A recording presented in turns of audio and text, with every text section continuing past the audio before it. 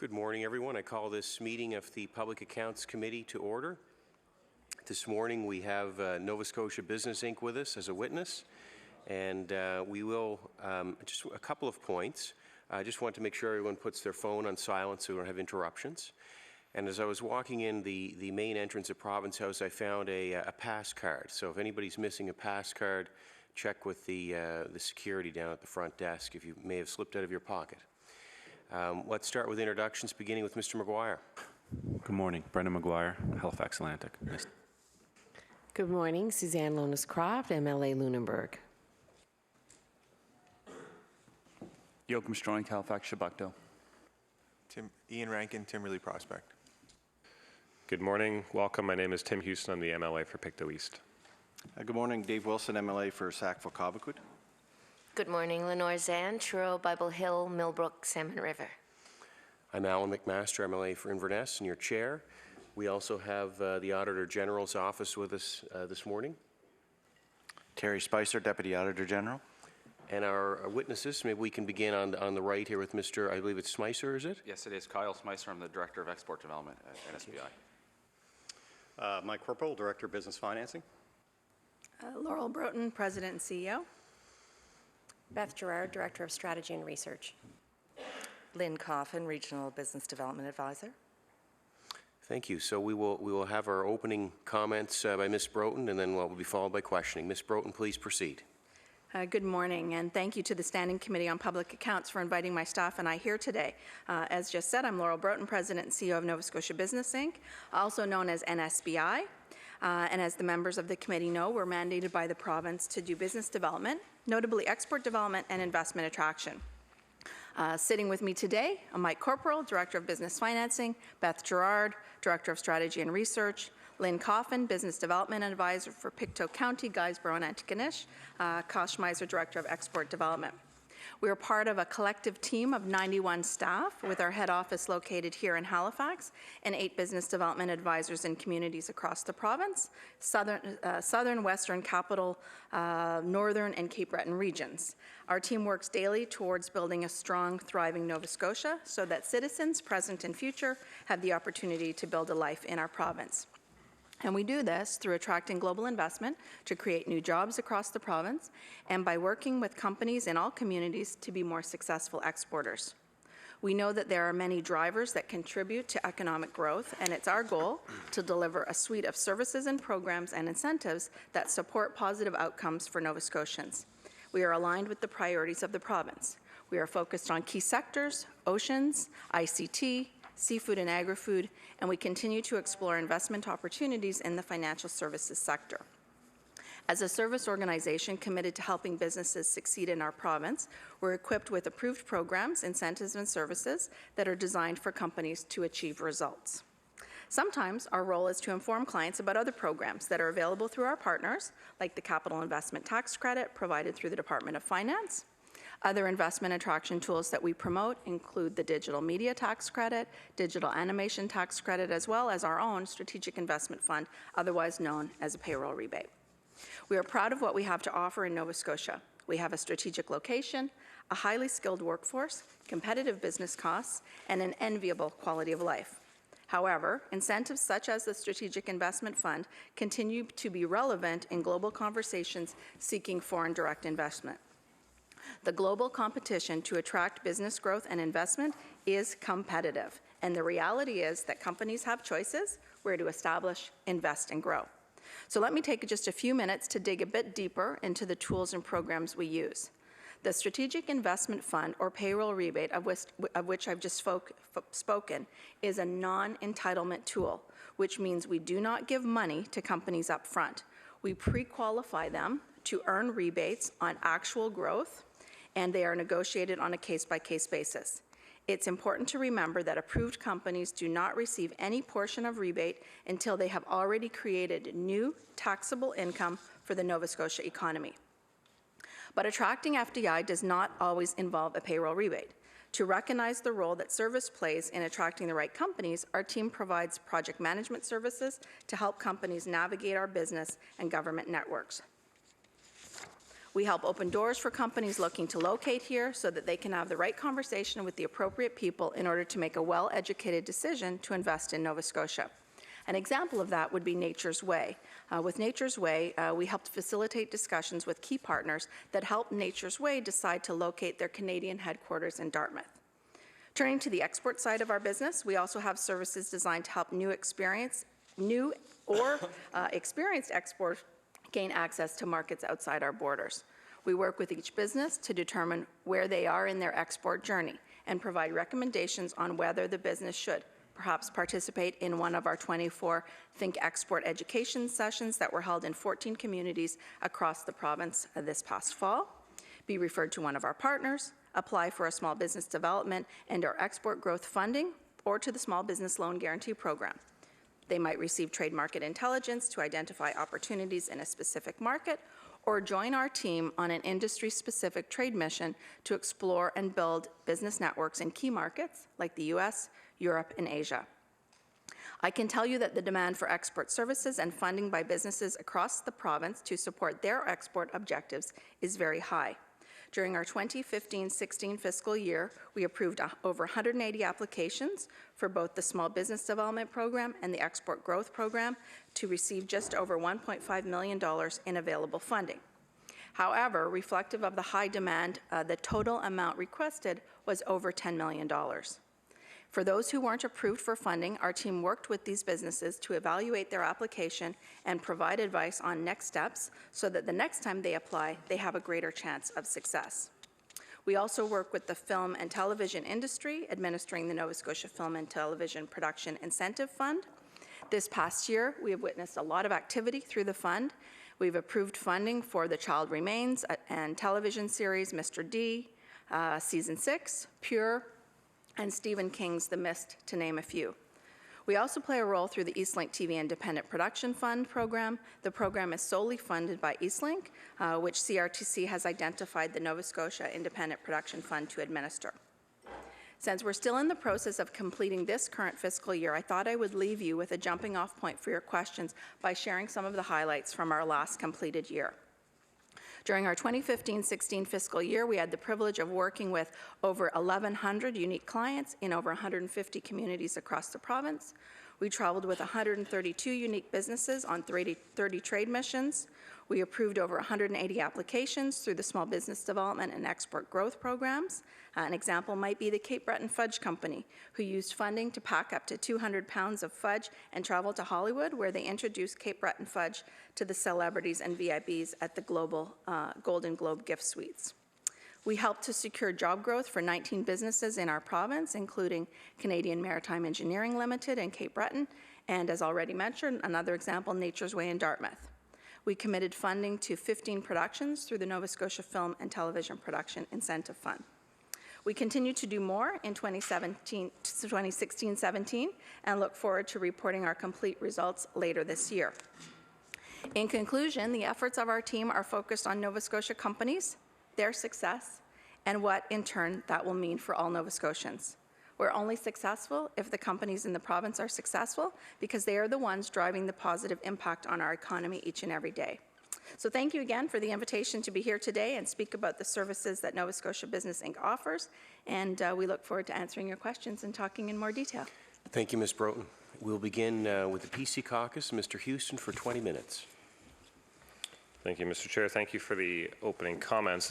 As we talk about business development, we'll talk about specifically what's happening at NSBI, but I do want to start with, you did a report previously, Ms. Broughton, it was called Charting a Path for Growth. And I'm just curious if any or how many of the recommendations of that report have been implemented. So obviously, I did conclude a report for the province. In that role, gave them the advice to move forward. In the role that I have at NSBI, it's not part of the responsibility that I have to track the recommendations that I did advance. But what I can tell you, that thematic of that report is value for money and respect for taxpayers' dollars and driving transparency into the system. So those values that I put forward in that report are very much much part of the values that we are driving through NSBI. Transparency with respect to the information that we put out. We disclose that information, who gets what money, how that process works, and value for money with respect to focusing on outcomes and not activities. And that would be thematic of the best advice that was received from Don Drummond, the Millier Dickinson Blay report, Tom Travis, with respect to how you should drive economic development programs. And so that perspective is part of our daily operations at NSBI. Thank you. But in terms of the report had some advice to government. It was actually called Charting a Path for Growth. I think that probably goes hand in hand with what NSBI is trying to do. So you're not aware of any, if any of the recommendations of that report have been implemented?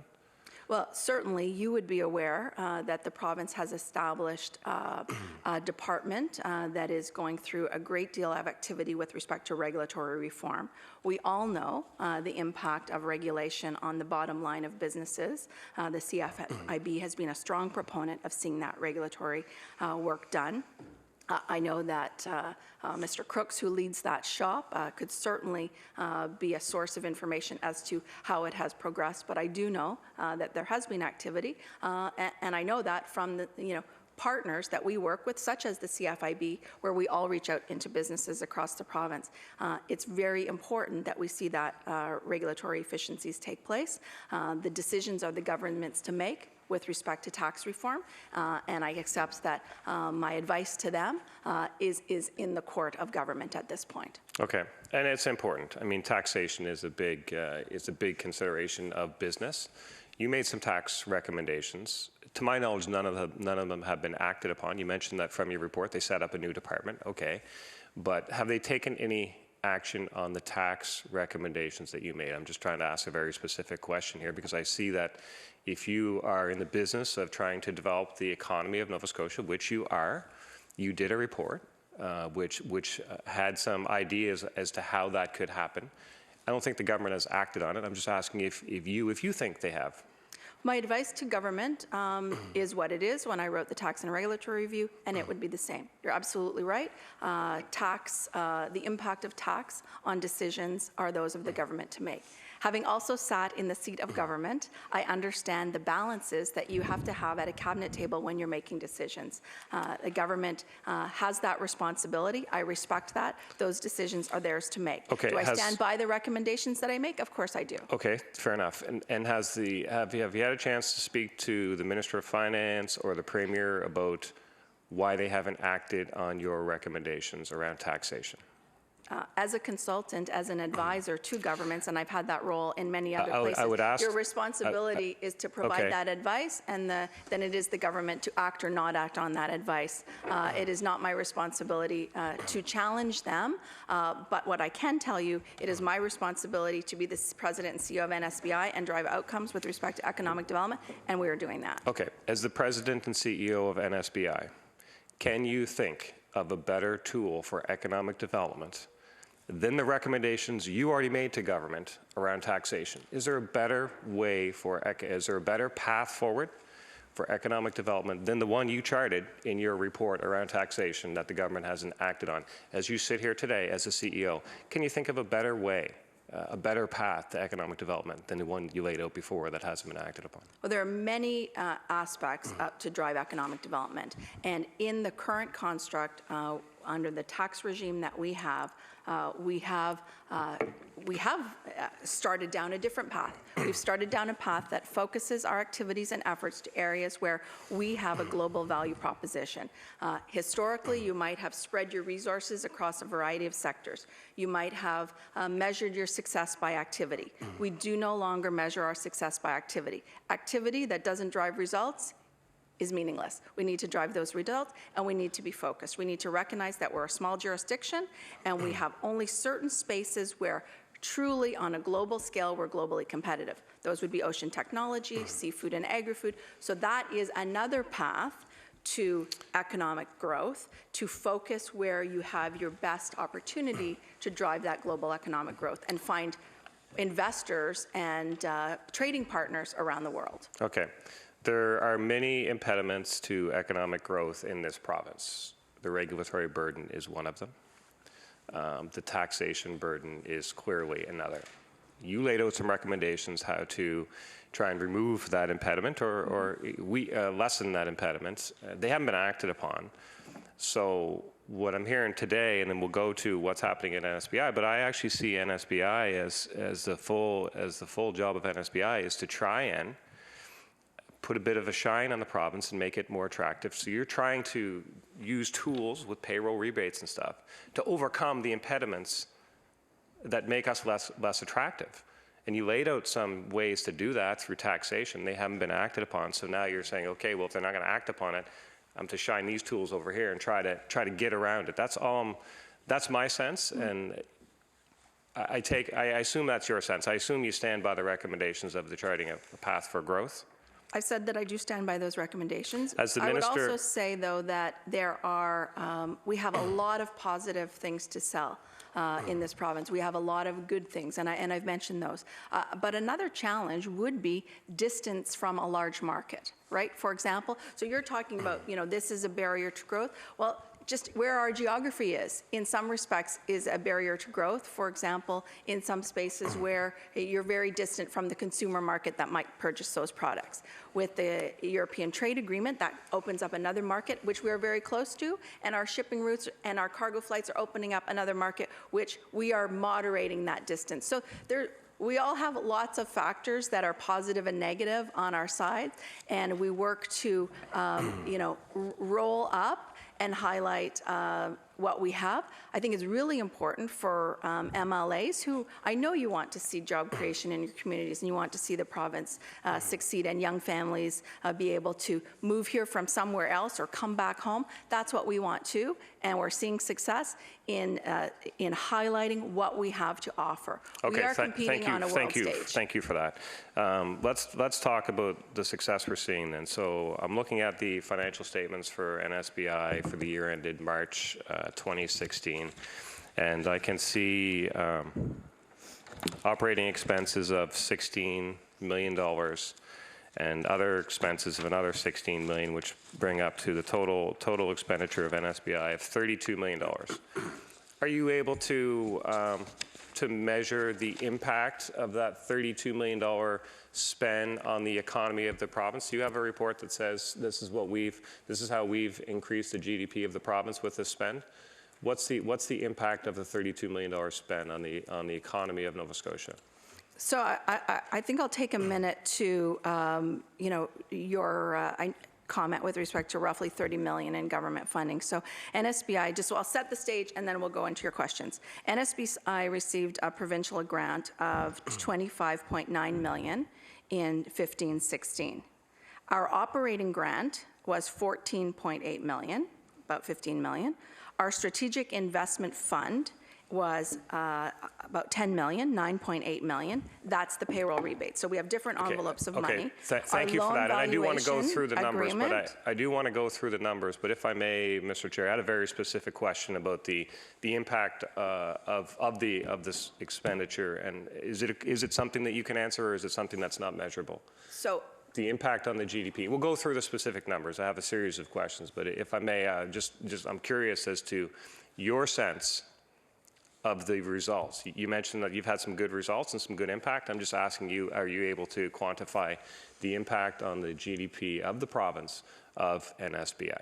So let's focus on one, because each have their own measurement and metrics around them. Let's focus on the Strategic Investment Fund. That is one envelope, a $10 million envelope. That $10 million envelope always drives positive results. So if you would like, I can spend a few minutes talking about that particular envelope when it comes to export growth and the results that are driven with the programs that we have in that way. There's a different set of metrics, and so I would turn to different members of my team. I'm sensing a bit of difficulty going back and forth. Mr. Houston, could you clarify the question you're asking, and if you're looking for a brief answer, maybe you can state that. I would like to. Thank you, Mr. Chair. I do want to go through. So I would appreciate a series of brief answers. You raised the $10 million fund specifically. I'd ask a very specific question of the $10 million fund had a positive return. What was the positive return? How much did the $10 million turn into? Ms. Broughton. Sure. If you wanted, I could, Beth, who has responsibility for overall metrics, could speak specifically to your GDP question. And Okay, I will well, come back to if you we can go on- back to that, that would be great. What's the impact of NSBI's activities on the GDP of the province? Ms. Gerard. Thank you. So the way that we're measuring our impact, and this was a change that we instituted last year, is that we're measuring the change that happens with our private sector clients that we work with during a year. So we are measuring some things that could potentially be attributed to GDP, things like payroll, things like capital investment spending, and things like revenue through export sales. But we have not gone through an exercise to try and tie those all together into GDP because it's not a straightforward calculation. I haven't seen anyone do it. That's not to say that it can't be done, but it's not a road that we've gone down. We're simply sticking to measuring what our clients are achieving in a year.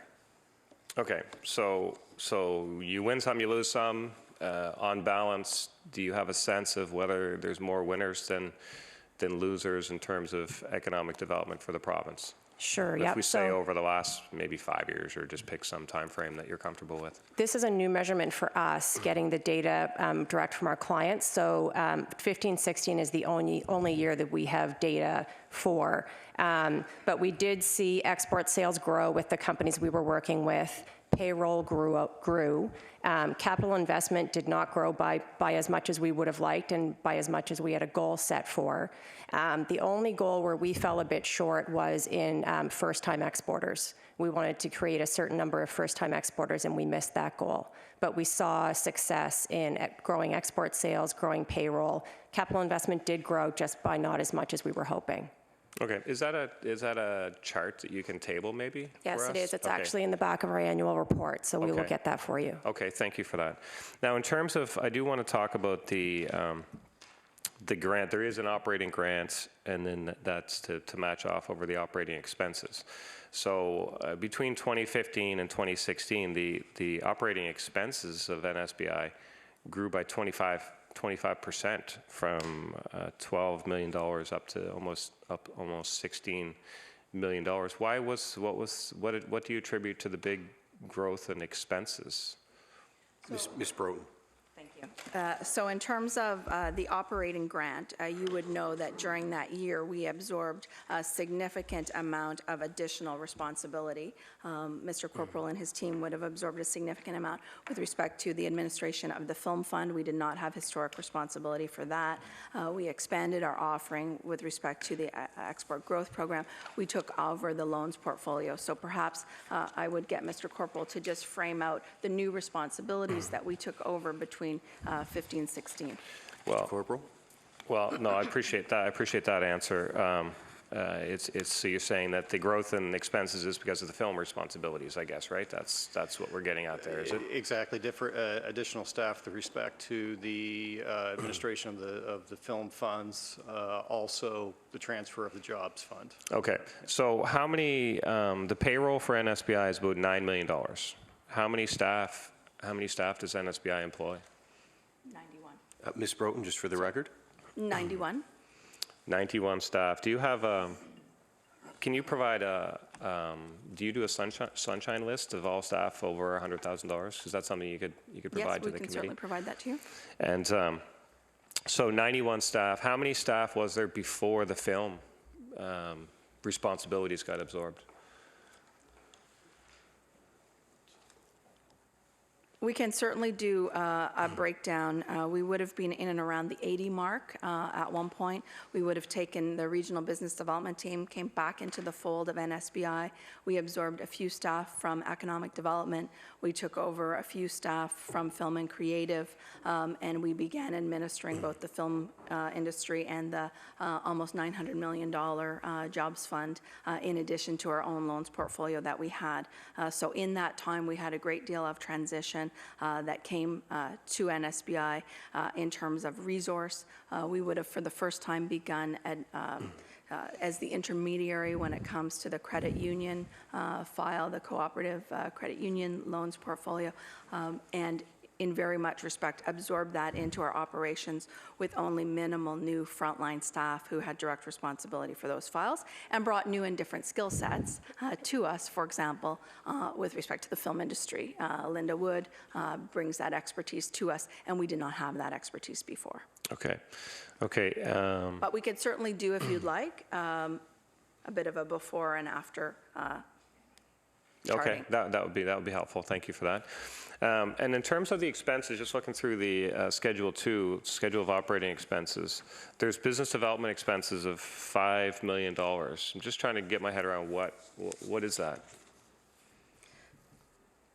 So within our business development expenses would be a number of our programs and initiatives that don't have their own line items. So I think I would ask Mr. Schmeiser to talk a bit about that because they fall within the work that we do in the export area.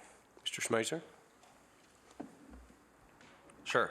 So we have multiple programs. So from an export development standpoint, for example, we have the export growth program with an initial budget of $1 million. We have the small business development program with a budget of $500,000. We also we have a budget for trade missions as well. We did about 30 outbound missions, as Laurel noted, last year, and we did a number of inbound missions as well. So we would provide some of our funding would go towards that work as well. So from an export development perspective, that's the budget package that we would be Okay, so it's included in that line item. Yes. And then there's a separate line item for travel. So $620,000. Where would that travel be? Is that travel outside of Nova Scotia or travel inside Nova Scotia or both? Ms. Broughton? It's okay. It would be the entirety of our travel package for our members joining mission, for our team, our investment attraction team out of country and across the country, because we certainly do a great deal of investment attraction work within Canada as well. Okay. Okay, thank you for that. In terms of some of the specific files that NSBI has been involved with, so one file that I've been interested in is the TechLink file. I think we've had some emails back and forth on this. This was a file that I was actually hoping I could come and review at NSBI. But what is the NSBI policy on as an MLA with an interest in a file? Is that something that I can come to your office and look through your file under some confidentiality agreement or something? What's your policy on that? So I do appreciate your interest in the TechLink file, and as we said at the time, we are bound by confidentiality requirements, and the process would be one. Access to information for us would be through freedom of information. I would want to highlight that we have made some progress in other areas in years past, putting contractual requirements into our Schedule A on our strategic investment funds, which does allow us to disclose a greater deal of information, and our clients are all subject in that portfolio to accountability. With respect to TechLink specifically, I'm going to ask Mr. Corporal to speak to it. Mr. Corporal? Apologize, just attempting to find my Is the notes on TechLink it. file closed from NSBI's perspective? The TechLink file is closed. The company was in receivership, and all assets have been liquidated and distributed to the shareholders. Okay, and NSBI had an appointed board member on TechLink. Is that common practice? Does NSBI put a board member on companies that they have a relationship with? It's been common practice in the past. At present, we have a board membership on only one of the VC companies. Okay, so what's the bottom line on the TechLink in terms of the financial impact to the province? It was a loss. How much was the loss after the liquidation and stuff? Order, the time has just expired. Perhaps that answer can be provided later. We can get you the right-off number for that, yeah. Okay, the time for questioning has expired for the PC Caucus. We'll move to the NDP Caucus. Ms. Zann. Thank you very much, and good morning. I'd like to turn to the Eastlink Fund. I know that on October 19th, of 2015, NSBI received conditional approval from the CRTC to transition the Eastlink Fund from the now defunct Film and Creative Industries Nova Scotia. Yet it took more than 7 months for NSBI to actually actualize this pre-existing fund. So the delay, I know, created much uncertainty for local productions. The project schedules of these were tied to the availability of cast, of crew, producers, directors, sets, and on and on. So it was very difficult for these productions to secure all of these things when their funding remained up in the air. And I know that in the case of a couple of them, they had to keep pushing their schedules back and back and back, and they weren't even sure whether they'd be able to pull people together at the last minute, especially one which had CBC broadcast approval and had to be shot within a certain amount of time, or it would not get to be part of the CBC broadcast year. So my first question is, why did it take more than 7 months to actualize this pre-existing fund? Ms. Broughton? So I certainly will ask Mr. Corporal to speak to some of the specifics, but what I can tell you is that the Eastlink TV Independent Production Fund, in the transition from Film and Creative to ourselves, there was a number of hurdles that had to be overcome, some with the CRTC, some with respect to the corporate structure that were needed. And we do know, and we're actively engaged with those businesses, those productions that were waiting for that approval. What you probably also know is that funding commitments totaling $755,000 were approved on November 22nd, 2016, and we approached that approval in a different way than we had historically. We did allow productions that were caught by nothing of their own fault in a time period where we had been without funds available for us to pursue. So there's approval processes to get the fund in place, but more than anything, critically important are having resources in the fund to be able to release those resources. And so we released those resources very quickly upon receipt of them from Eastlink, which is the sole provider of funding to that portfolio, on November 22nd. And we did so in a way that allowed a catch-up period for those productions that had not been able to secure investment in advance. And we fully funded every dollar that we had available to us at that point because we knew there was pent-up demand. Thank you. Now, I did see letters that had gone back and forth between the CRTC and your office, and in fact, the people from the CRTC said there were no hurdles. You just needed to respond and answer a few of their questions in order for them to move ahead to make this official. So I still don't understand why the lag of the 7 months.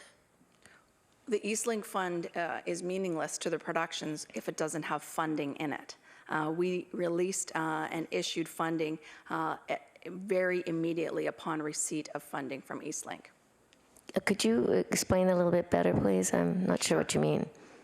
Perhaps if I'll ask Mr. Corporal, who's directly involved with this, to respond. Mr. Corporal? So as been mentioned, the fund, the Eastlink Fund, is 100% industry funded. So at the time NSBI took over administration of the fund in May 2015, there was in the account of the fund approximately $520,000 to put out in a round of funding, which we did immediately. We did not receive additional funding from industry to do another round until November of 2016. And that 520,000 was already in the fund. It was already in the fund. Right. And we very quickly, after the closure of Film and Creative Industries, got around together and got that money out. So who did that money go to? Which productions did that go to? There were 2 productions. I can find it for you here.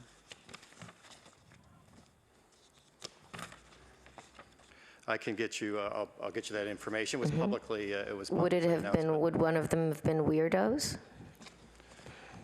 I wouldn't want to, okay, so, just trying to find I have it. Ms. Broughton? The funding commitments from out of that first $500,000 was Boulevard Productions, the Mobley's Season 1, and Top Sale Productions, Mr. D, Season 5. Okay. My eyes are getting bad. Now, I know that Mr. D was waiting for funding as well as several other smaller productions. I know Studio Black was looking for 60,000. So I'll speak to so that was for those two were in the first round, the round that we released. So was Studio Black in the first round? No. No. So do you want to know who was in the next round? Yes. Okay. So the round of 755, November 2016, TV series Addison Season 1, Okay, right. 145,000. Yeah. TV series Inspector Gadget Season 3, 195,000. Actually, thank you so much. I see that here on your Eastlink Independent Production Fund program page, so I've got that. So again, is it the Braggs that put money into that fund, or who is it that helps to fund the Eastlink Fund? It would be the Braggs, wouldn't it?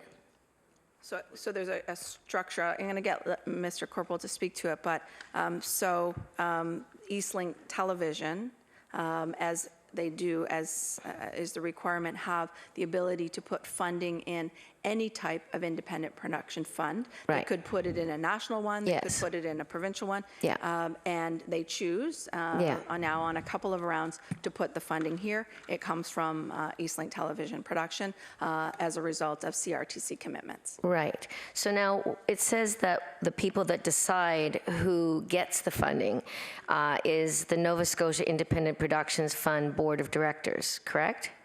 And so who chose that Independent Productions Fund Board of Directors? Is that left over from the creative industries, or is this a new board? It's a new board made up of myself and other NSBI employees. It is a board internal where we work and make the decisions as to the funding that we have and through a series of eligibility criteria. And can you provide a list of who's on that board? I can. Okay. Thank you. How many people did you say are on it? 3. Just 3. So, actually, so you and who are the other 2? Mr. McCaskill and Glenda Lindsay. Sorry? Glenda Lindsay, Okay. our Director of Compliance and Corporate Services. Right. So now, during that time, I started to ask some questions about why it was taking so long in the House. And I was told that various people in the industry were basically given warnings from people within your department to shut up or they may not get their funding. And also, the minister said on the floor of the House to one of my questions that just because somebody had applied doesn't mean they were going to get it. Now, that sounded like a threat. And I know that the industry was incredibly disturbed and concerned about this atmosphere of threatening them if they were going to be bringing this to the public's attention, that things were not quite as smooth as the government was pretending that they were. So you're on the board, so you actually get a choice in which productions get chosen, correct? Yes, but I need to speak to the hearsay that you've put forward with respect to. It wasn't exactly hearsay because I got it directly from people. I do not accept that the frontline team at NSBI would have spoken that way to clients. Every single day, the most important people in our lives are our clients. We look to drive economic growth. We have professionals that have a long-standing history. Ms. Wood has a long-standing history in the industry. She has very good relationships. We understood that many productions were looking for funds. The fact of the matter remains, we had no funds to distribute. We can only you did for the first round. We distributed those immediately, and we distributed all the funds that we had. We waited for many months to see additional funds come forward. And we So why didn't distributed the those minister say that on the floor of the House when I asked him the specific question about what was taking so But there long? are, I mean, the reality is there are eligibility criteria. Those are publicly available. Yes, They're and those people long-standing. had already been accepted. Those people had already been accepted other years, and some of them were award-winning shows that had been also broadcast on CBC.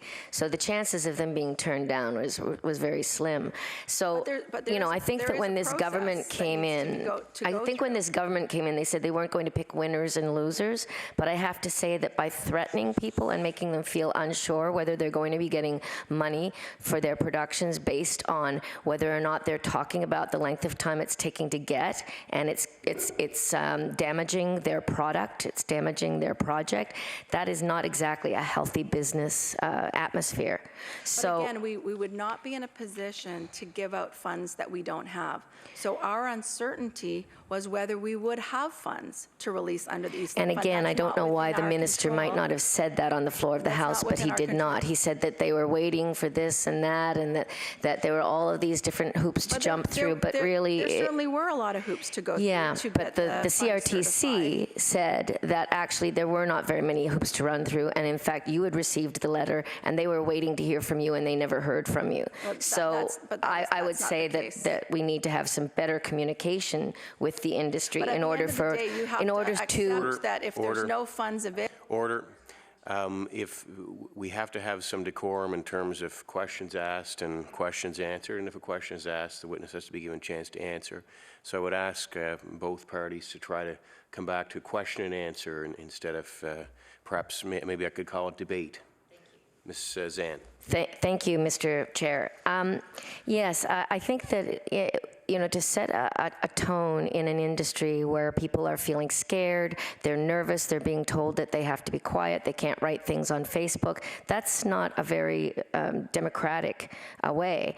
And it created a lot of uncertainty in the industry, in an industry which was already feeling a great deal of uncertainty. And this was one of their few funds that they could go to in order to try and get their independent films and television shows done.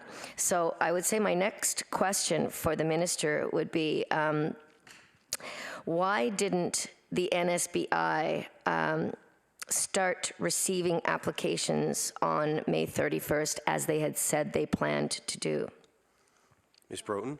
I'm going to ask Mr. Corporal, who has direct responsibility to talk about to this and perhaps answer your very specific questions again. Thank you. Mr. Corporal? I'm not sure where was it May 31st? Yes, it was. I assume that at that point that was the anticipated date at which the final CRTC certification was expected to come in. Again, we would not accept applications for a program that we don't have funding for. And as we've noted, the funding was not available until the fall of last year. As Laura has mentioned, we did make an exception in the last round to allow productions who had commenced photography after June 6 to make applications to this round. Thank you. Yes, so Ms. Broughton, you were appointed head of NSBI in January 2015, just a few short months before the current government axed the film tax credit. So aside from recommendations made by the Tax and Regulatory Review, on which you were the lead, were you involved in discussions about the fate of the film tax credit leading up to the April 2015 budget? No, I was involved with making a plan as to how NSBI would absorb our new responsibility, how we would staff up, what team we would put in place after the decision had been made by the province and released in the budget to transition from the film tax credit to the film fund. So when did you become aware that that was the plan? that was the plan, was to get rid of the Creative Industries Nova Scotia and put those responsibilities into this new department of NSBI. When did you become aware of that? At the time of the budget. Just right on that day? So you didn't do any preparations ahead of time? In the day leading up to the budget. Okay, so you found out As you know, before. the film fund did not launch until July, so although the budget would have come out in March, indicating what would transpire, we immediately were part of transitioning team from Film and Creative, some individuals to Nova Scotia Business Inc. We were immediately responsible for various budgetary issues associated with the rolling up and transitioning of Film and Creative to NSBI, some of the services, and taking on those staff. And then we worked on the development of the film fund in terms of how we would administer it. Mr. Corporal and would have been directly responsible about that. You mean the new fund? On July 1st, yes. The new fund? The new fund. But that went through several changes after the industry met with them and we were not involved right. in those. So the other question is that, so if you weren't aware of it, when did you become aware that the Eastlink Fund was actually tied to Film and Creative Industries Nova Scotia and needed that entity or another entity in order to deliver those funds to the industry? We conducted due diligence immediately upon being advised that we would be taking over this responsibility. We set in place a structure to be able to maintain, as you know, we did maintain that entity, that legal entity, to be able to do the funding call in June. We maintained the entities that already existed. We worked with the CRTC to gain approval to be able to do that. We understood the industry wanted to see those funds released, and we wanted to keep things as stable as possible.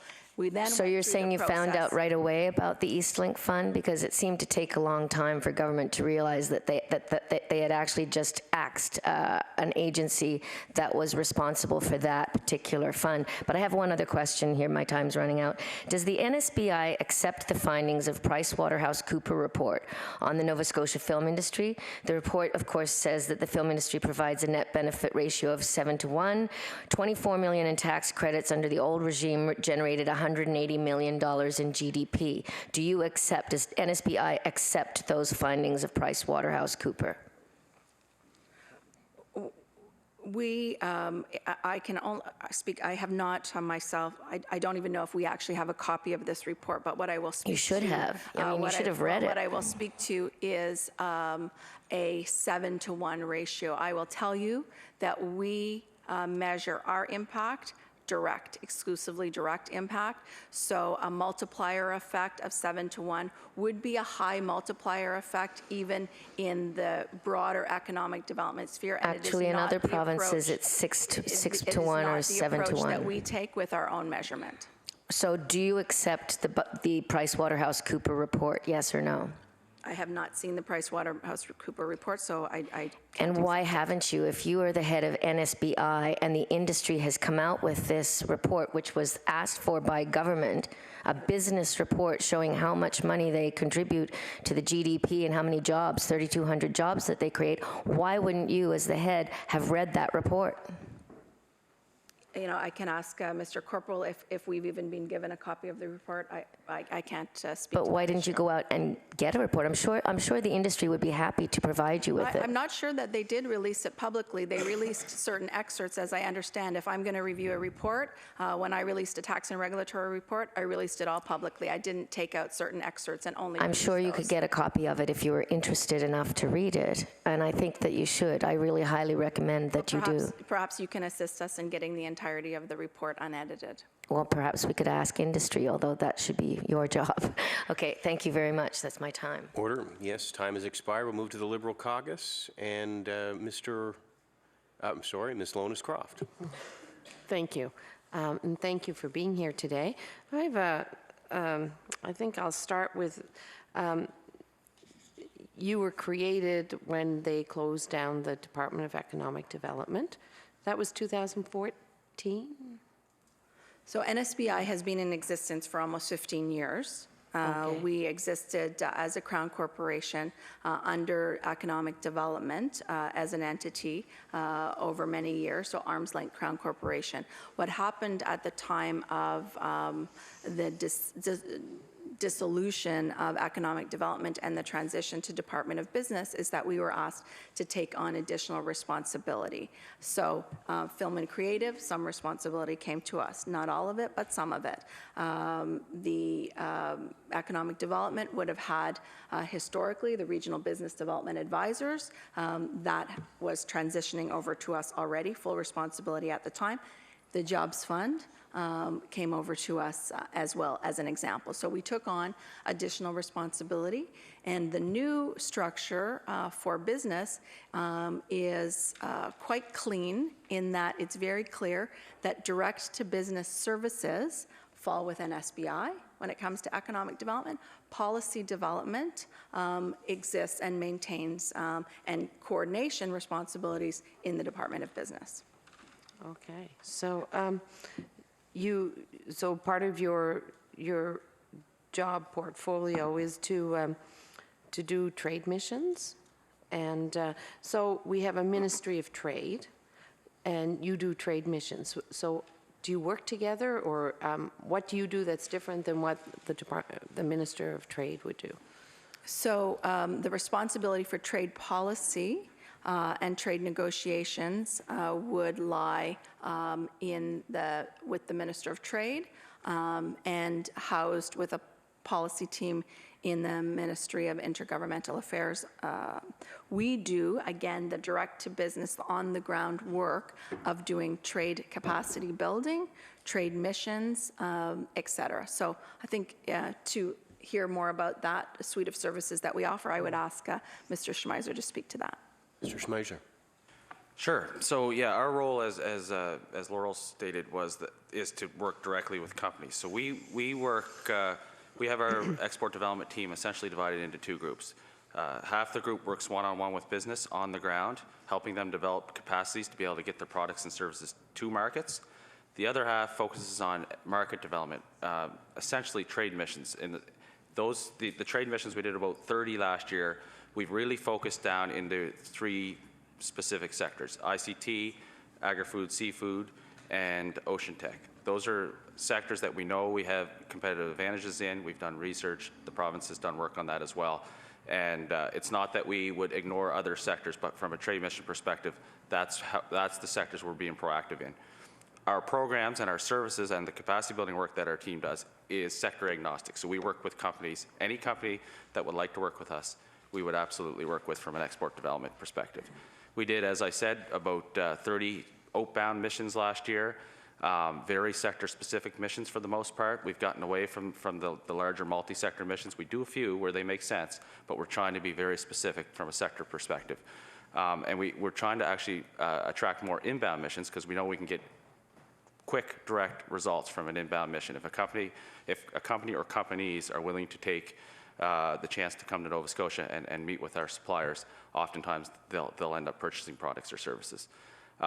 My last comment would be that we work really closely with partners as well, both other provincial partners in the Department of Fisheries, Intergovernmental Affairs, Department of Energy, also federal partners through the Global Affairs Canada or ACOA, and municipal partners as well, such as Halifax Partnership, but other RENs throughout the region to make sure that the right companies are on the missions that we're putting forth. So how do you decide where you go for these outbound trade missions? So what we've focused on is the priority markets of the province, which are large, but they're essentially China, Western Europe, and Eastern U.S., although we've really looked at the U.S. and Canada, North America as a whole. So most of our missions, I'd say 90% of our missions would be in those markets. We work with the companies to understand where they have opportunities. We do some analysis from a sector perspective to understand where our opportunities are. And you'd see, for example, that China has risen to the top over the last number of years. The province has done a China engagement strategy. And we have, so we've focused a lot of efforts from the agri-food, seafood, and ocean tech perspective now into China because we've identified opportunities there. And we'll continue to look at opportunities in other regions as well, but we'll only do missions if we believe it makes sense. Okay. So how do you go about contacting, if you're planning a mission, like, say, to China, and I know we export, berries and seafood and cranberries and whatnot. So how do you go about reaching out to businesses across Nova Scotia to let them know that, do they have to apply to go on these missions with you, or what's the process? Yeah, so when we decide that we're going to do a mission, say it's into China, we would have our export development executives. We'd have one export development executive that would lead that mission. They would reach out to companies that we've worked with in that sector.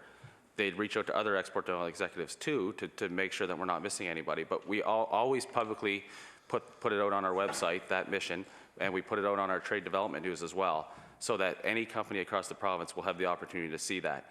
They can then register through us, and what we do work with the company to make sure they're fit for that mission.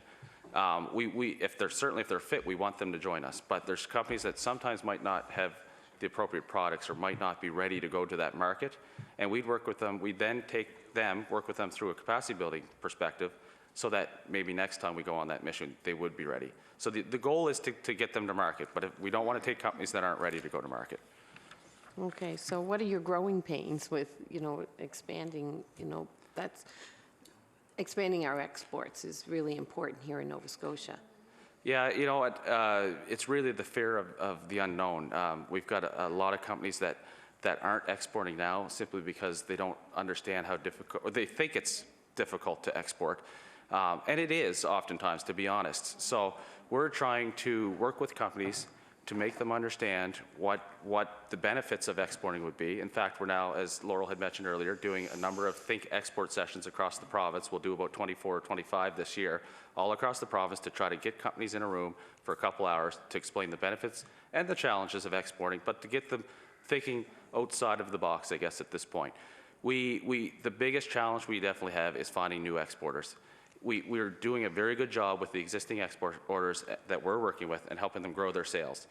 We need to continue to work hard through our team on the ground, our regional business development team. They're talking to 1,100 businesses a year and working to unearth potential new exporters that could work with our export development team.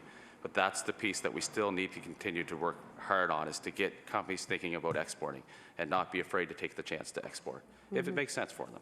Mm-hmm. So you mentioned earlier that you work with departments here in government. I know fisheries, for example, and agriculture are very involved. How's your relationship, and how do you work interdepartmental, where you're separate from the government? It's very good. We work very closely, specifically with intergovernmental affairs and with fisheries, for example. So fisheries is leading a number of seafood promotions into certain markets, such as China and the EU. We tie into that. We make sure our missions make sense for the promotions that they're doing. And we're getting together on a regular basis. Certainly, there's no mission that we're doing that our partners aren't aware of. And oftentimes, we're working together to make sure that all of the elements are taken care of from a mission perspective. Great. Do you have anything to do with tourism? No, tourism is through the agency. Okay, so they look after their own. Okay, Yes. great. The only comment I will say is tourism is at the table for example, from a China engagement plan. So we make sure we know where they're going, and we make sure that we know what they're doing so that we're not tripping over each other. So certainly we understand what their plan is and what they're doing in certain markets. And if it makes sense to tie the two together, we'll look to do that. But certainly they have that mandate and not us. Okay, great, thank you. I'd like to talk about payroll rebates because they pop up in the news quite a bit. And, we see in estimates, for example, that a lot of the questions that are asked at that time, it shows that there's a lot of confusion even by government people, I should say elected government officials, over the role rebates play and how they really work. So can you clarify how they really work here in Nova Scotia? And as far as, what are you looking for in full-time jobs? Ms. Broughton? Question.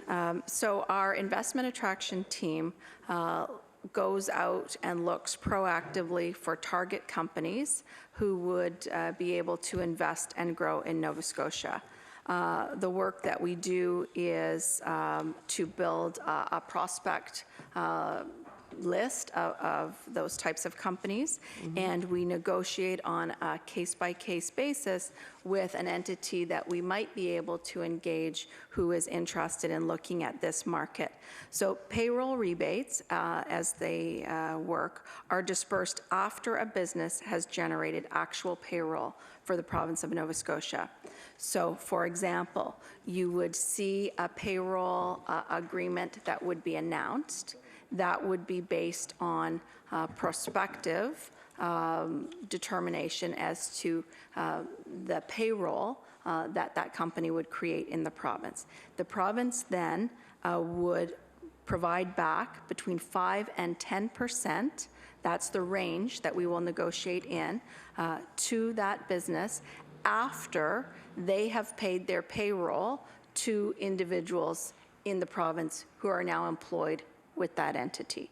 So as a concrete example, during the 16-17 year, we would have made strategic investment fund disbursements. Those disbursements would be based on job creation the year before and taxes paid the year before. Our clients generated $134 million in new payroll for the economy. They created over 1,900 new FTEs, and the clients earned about around $10 million in payroll rebates after the fact, after having created that rolled up amount of $134 million in payroll. Okay. You said you look for companies to So we have provide- targeted sectors. They would be IT, ocean technology, financial services, as 3 examples, where we are looking for entities that want to establish or grow their business in a place where there's a strong knowledge economy, where there's a strong workforce, a good quality of life, and a strong university-educated population in the spaces that we are looking. We recognize Nova Scotia, University Capital of Canada. We have many, many young people that would be looking to either stay here or come here and stay here after university. So those we believe are key sectors for us, and those are the types of companies that we would target. In many, many, many circumstances, well, in all circumstances, they are competitive processes. We are in competition with other parts of the globe that also want to see those jobs created there. And we believe, and certainly Millier, Dickinson and Blay and Tom Travis and others, we know that there is certainty associated with the model that we use, because you do not pay out funds to a company that does not create the jobs and create that tax base and payroll base for the province. So the one that keeps popping up in my mind is the RBC one. And, we hear how the government is giving millions out to RBC. Do you have any figures that you can share with me about how much we were actually paying out to RBC? So absolutely. So RBC's announced payroll rebate is a $22 million performance-based incentive. So that means they have to create the jobs, they have to pay that payroll to be eligible for a claim of up to $22 million over 10 years. At present, they tell us that they will soon have more than 200 new full-time positions at the Nova Scotia Shared Service Centre in Bedford. So we have 200 individuals in the province who will soon be in the employ of RBC. The the payout at this point in time, this year's disclosure is $425,000 has been paid out for their claim this past year. On the big picture, we will see if RBC creates all the jobs that it expects to, we will see $240 million in new salaries and benefits being attributed to RBC's presence in the province to allow them to claim that $22 million in total 10 years from now. So for 425,000, 200 new jobs were created. And you said across the province, or is this in the Bedford? This is the Bedford Shared Service Center. I can tell you that there's additional value being brought to the province simply as a result of RBC choosing Nova Scotia. I can tell you when our team speaks to other global international players about the fact that after reviewing, a global search and a Canadian-wide search and a determination that RBC wanted to have a Canadian Shared Service Centre. The fact that they chose Nova Scotia has opened doors for us globally, so there's additional value that is drawn, but what we focus on is exclusively the direct taxation. And I can tell you that our return on investment on all payroll rebates across the board are always positive. If we look at the payroll, the publicly announced payroll rebate information, the simple average, the average of the return on investment would be over 30%. That's from the announced projections. When we do our calculations post-claim, we see that average go up and a return on investment starting to hover somewhere around the 60% range. Is that coming from a chart, or? So some of this information in terms of the publicly announced payroll rebate information, that is publicly available, and we calculate a rolled up return on investment. Can you table that? I can give you a public version. Okay. We certainly have confidentiality agreements with our clients, so I can prepare for the committee a version of return on investment calculation using public information. Can we get that, Mr. Chair? Yes, our clerk will make note of that request and follow up on that for you, Ms. Lonis-Croft. Okay, thank you. Can you tell me, have any of the ocean technology, has anything come through there? So it is an area of focus that we have long-standing in our trade development group. So certainly Kyle could speak to some of the successes of our ocean technology companies, for example, at Oceanology, China, et cetera. In terms of investment attraction, we have just created a new role at NSBI, where we will put one of our individuals on our investment attraction team with the exclusive focus of looking for that foreign direct investment in the ocean technology space. We're excited about it. We think we have a very, very strong Nova Scotia value proposition with the Frontier Institute and Cove establishing the work that the universities are doing. We hope to be in a position to be talking about some of that success a year or so from now. That's great. Dr. Tom Travis completed a report reviewing the use of incentive tools with businesses. This included NSBI tools and other tools. He recommended best practices, which the government has followed through on and now requires of organizations such as yours. What are these main principles that you have taken on? So we certainly have been guided by the advice received by Tom Travis and the Millier Dickinson Blay portion of that review. And you quite rightly state that when new job creation is a goal of government, that the payroll rebate system that we operate, he provided his support to, and it's a successful model. And I think if we unpack why is it a successful model, it goes exactly to the points that I was raising. The certainty associated with the job creation and the collection of income tax and direct taxes from the employees employed is in the hands of the province before that investment is made by the province into that company.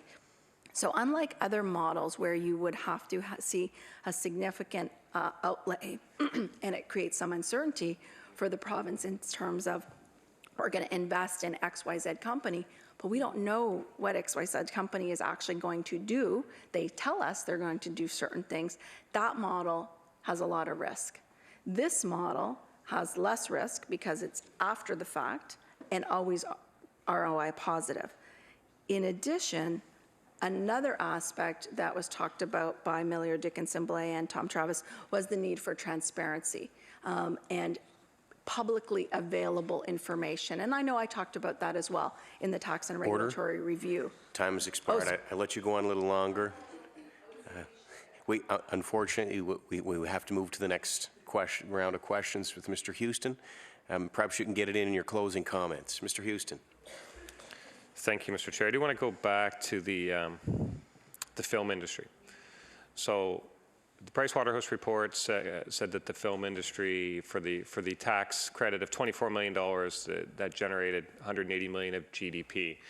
Whether or not you agree with the Pricewaterhouse report or have seen it or not, I just want to ask the question, do you think the film industry is bigger today or smaller than what it was before the change to the tax credit? Is it bigger or smaller?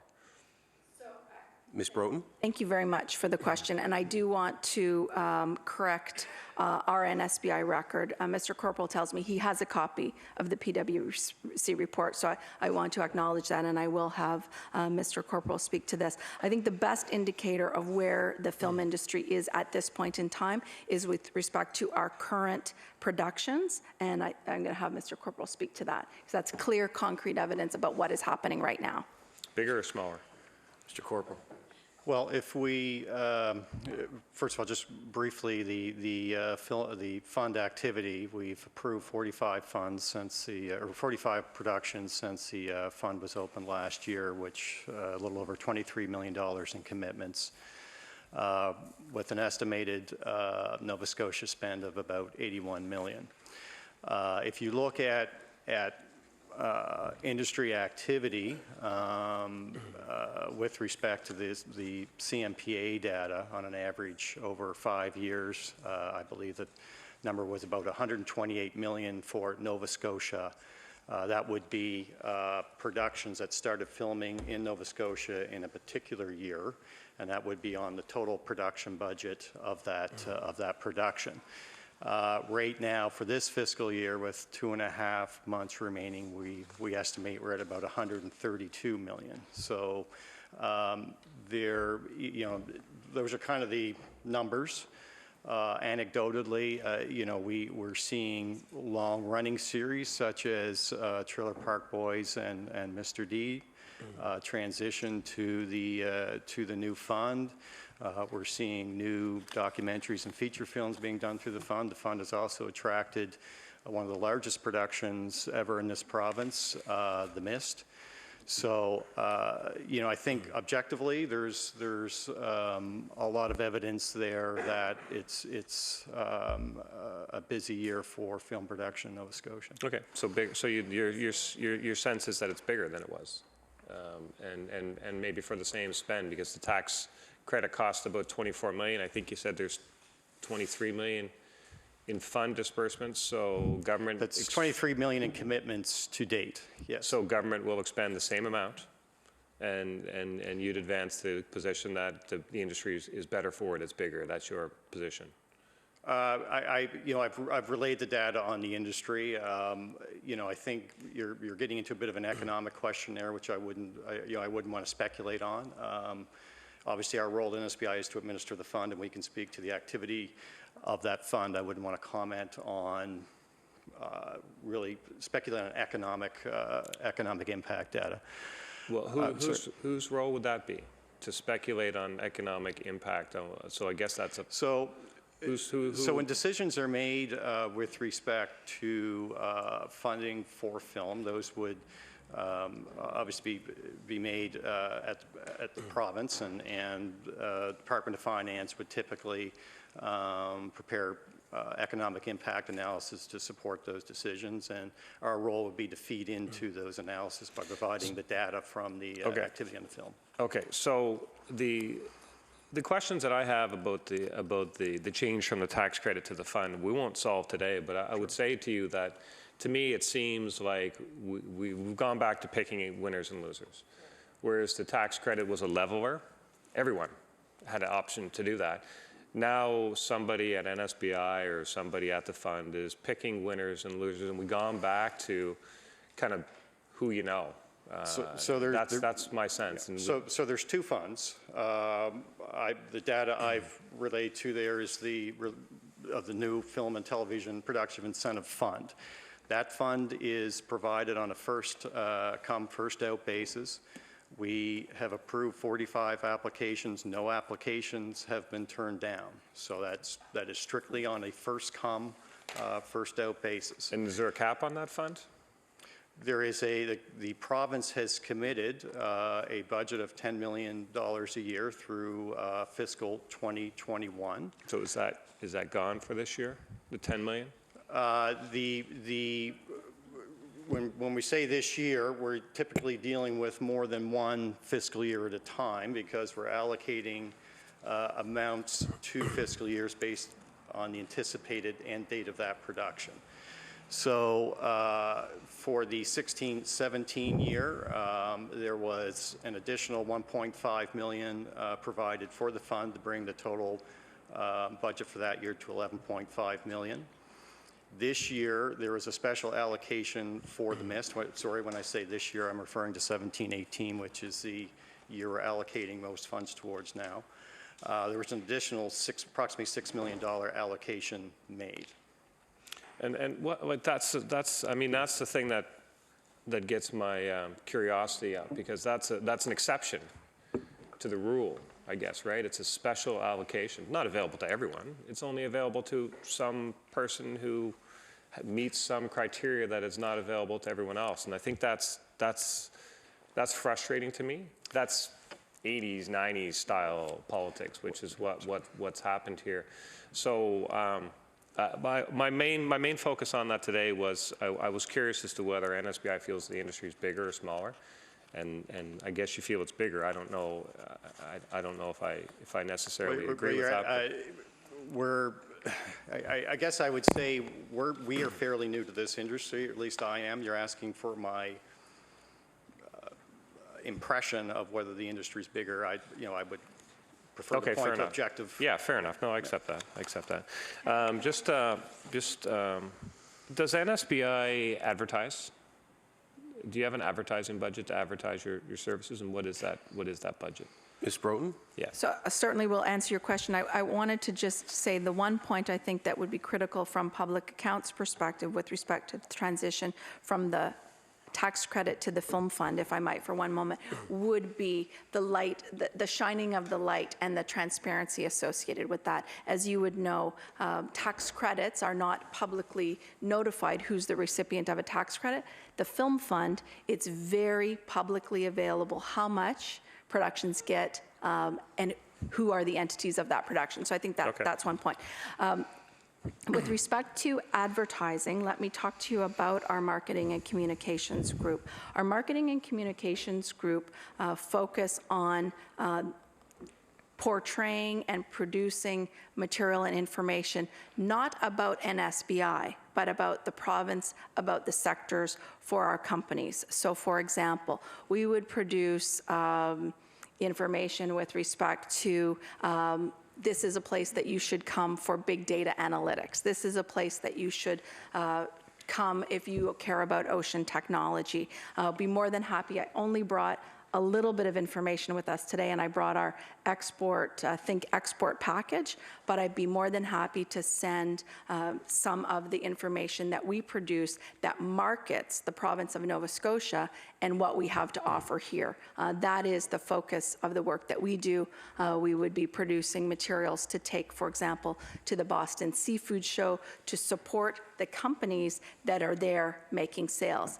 At the end of the day, and I'm sure you agree with me, nobody really needs to know about NSBI. What they need to know about is the province of Nova Scotia and the great companies that are here so that they can make sales around the world. So is that advertising spend included in the business development 5 million, and how much was specifically for advertising? It would be rolled up within the various units of work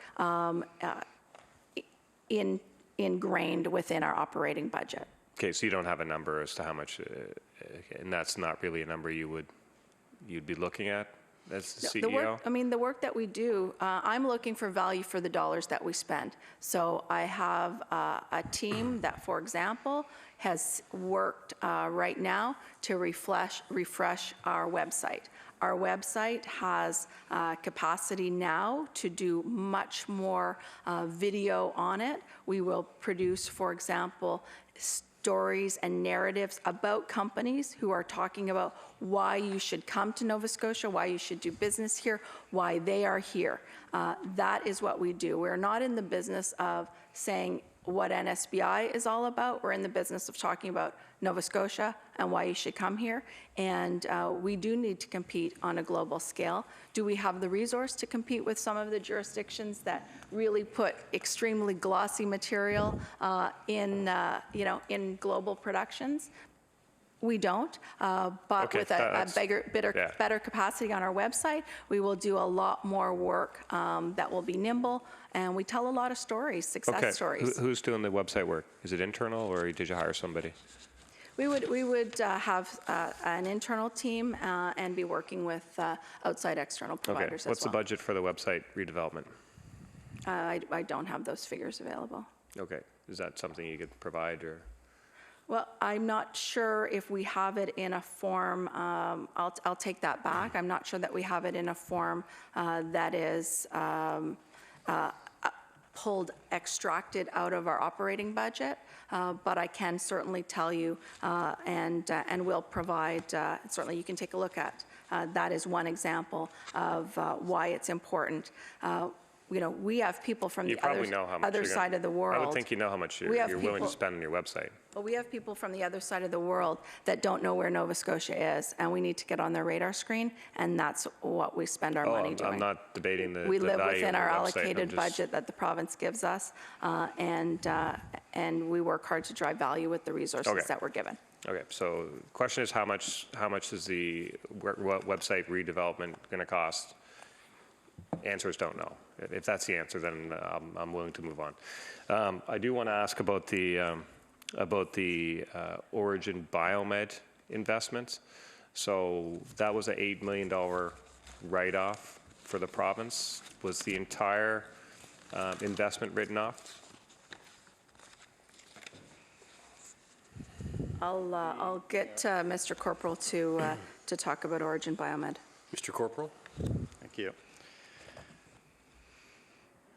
I'm just checking to see if that was a balance of the investment. I believe the company went through receivership again, and all assets would have been liquidated and allocated to secure creditors and investors.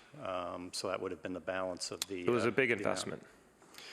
Yes, well, comparatively to the portfolio, yes, the write-off was nearly $8 million. Yeah, yes. so it was a big investment. Have you done some kind of backwards analysis as to what went wrong? I mean, I know some investments go bad and some go good, and that's the way life is in the investment world. But this was a very big investment, and it went completely wrong. So have you changed any procedures or policies, or what's the lesson learned from a situation like that? Well, I think, as you're aware, NSBI discontinued its new VC activity in 2014, I believe. So in terms of informing future equity investments, we aren't pursuing further future equity investments. Okay. So I do want to just finish up with the payroll rebates. So I took from your comments that payroll rebates are a success story in the province, I guess. That's so far.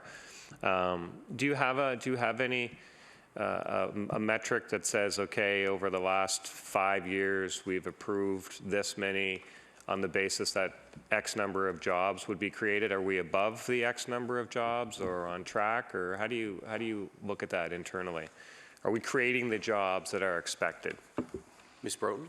So as I answered the previous questions, I used the announced data to indicate that our projections of our return on investment would have been tracking at about 30%. That was our expectation, with between 5 to 10% after the fact investment in the companies. We would see a return on investment of 30%. When we get a real data set. Order, I'm sorry, time has expired. We'll have to move to the NDP Caucus. Ms. Zann.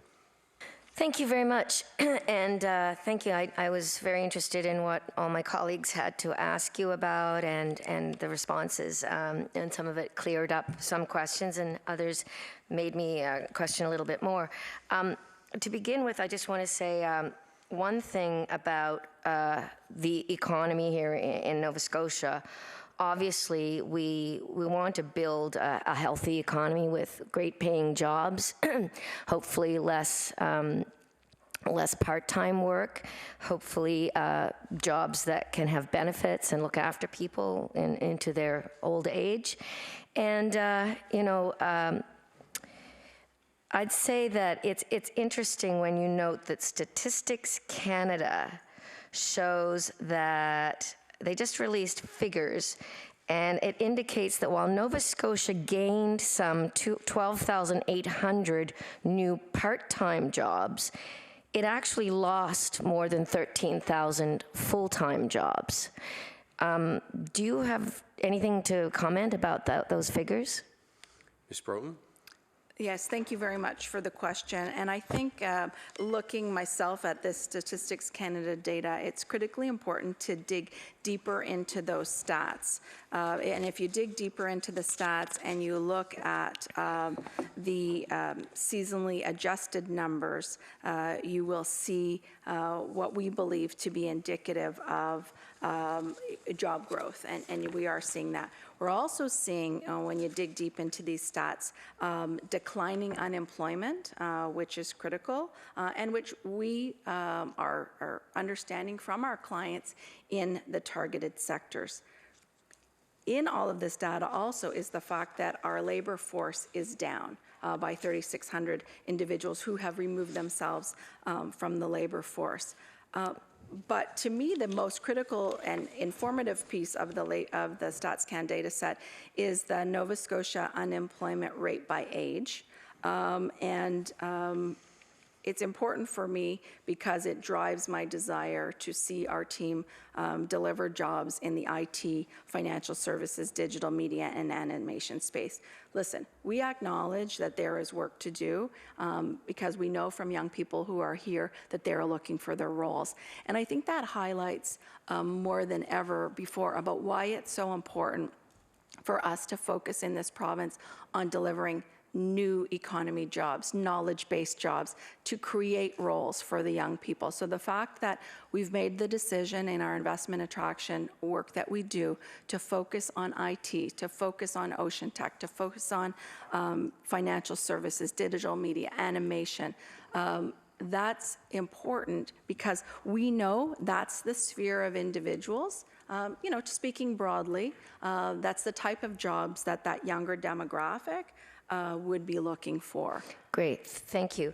I would agree with that, but I would also again say, if that is the objective, then why on God's earth would they cancel a tax credit that was working to keep young people in Nova Scotia, to keep them working not only in digital animation, which I'm very well acquainted with that sector, but to do live action, to do TV series, to do movies. It's also tied to tourism. I mean, all we have to look at is the Book of Negroes, which was shot here, and bang, it's been seen all around the world, and now tourism goes up, and people want to come over and follow the footsteps of their ancestors and see Birchtown, which, you know, was Birchtown really getting that much tourist attraction before this series came out and we built the beautiful new museum? You know, these sorts of things help our province, and they help keep young people here, and they help attract others. So I would suggest that if there is a loss of jobs or people that have gone out of the province that are no longer looking for jobs, no wonder, because half of the film industry has left. I mean, that was providing 3,200 full-time jobs. And the DGC, the Directors Guild of Canada, has now gone on record saying that this new fund here in Nova Scotia is too time-consuming to attract businesses, and that we're losing business because of it. And, you know, do you foresee any changes to the new fund in terms of operation or process for the next year? Because, again, the Guild is saying that it's really, they're saying that exactly this. They're blaming major changes made to Nova Scotia's film industry as reasons why its members have seen their salaries and working days cut in half. It says the national organization representing creative personnel and production staff announced overall its Nova Scotia members made $2.8 million less in 2015 compared to the previous year when we had the tax credit in place. So, you know, these results are based on a number of projects. And when you talk about the fact that there have been projects that have come here, yes, there's been projects that have come here, but nowhere near the amount of projects we could have had if we had not gotten rid of the tax credit. So while we see the rest of Canada in a boom of production, so much so that they can't even find enough crews to do the jobs, we're really not doing that great in comparison to what we would be doing if that tax credit hadn't been changed. So what, if any, changes do you foresee in the new fund in terms of operation and process and application for the next year? So as Mr. Corporal has done, I can only speak to the activity of the fund. And what I can tell you is that 52 applications have been received in that fund. So 52 enterprises have believed that that fund is something that will work for them. Those films, even this week, we announced the support for a two-part documentary series called Vague Decadi, which would be being produced here. And those are regular announcements under the fund. Yes, I've seen them. I can speak to the activity that exists. And I can tell you that we really have worked hard. I just wanted to say, is there going to be any changes to it going forward? That's my main question. So in terms of our process, so we are not responsible for the policy metrics. We administer the fund. But I can tell you that we've worked very hard to make sure that we complete the approvals quickly. And one fact that I can give you is that the first year of administering the new fund, it took us on average 20 calendar days in 15-16, and now we have approved that to 18 calendar days. So it's a very tight turnaround time for those enterprises that are trying to understand, is this a place that they want to do their production? With The Mist, as an example, a large-scale production that required an additional set of approvals because it was beyond our $4 million limit. Yes, I know you had to add some money for the fund. And that secured that production here. Yes. So here's my question then. So it's, as a performer and as somebody who's been in that industry a long time, there are different types of productions. There's service production, which is when a big production comes in and they have mainly their stars and they really just want to use a place as a location. But they didn't create the show here. There's not Nova Scotian writers or directors or anything like that. It's not a Nova Scotian made production. Those are the ones that are suffering right now and having a hard time trying to get the funding needed to be able to create original original Nova Scotian material and get their films and television shows shot here, which is why the East Link Fund, for instance, was so important, since most of the helpful tools were taken away. They were swept away when the tax credit was gone, when the film industry, the agency was taken away. So it's nice to have our crews working, that's for sure, but it still doesn't necessarily help our Nova Scotian creators and the actors and people like this who want to be playing leading roles, and we want to get our stories out to the world. And again, so I think that there needs to be changes made in order to help with that. Perhaps introduce a film production fund, the equity fund, bring back the equity fund, things like this. We need more help if we're going to actually grow our film industry. That said, I also have to say that, that a lot of these jobs that are being created, some of them, as I said, they're part-time jobs, and these can be precarious. They are often people, they seem like they have to work 2 or 3 jobs just to get by, just to sustain a family in a house. And I think that we need to understand that the cost of things for people is rising all the time, and wages just aren't keeping up with inflation. So people are actually going backwards in Nova Scotia. So I can't believe we just don't have any money. We do have money. It's just a matter of where we put it.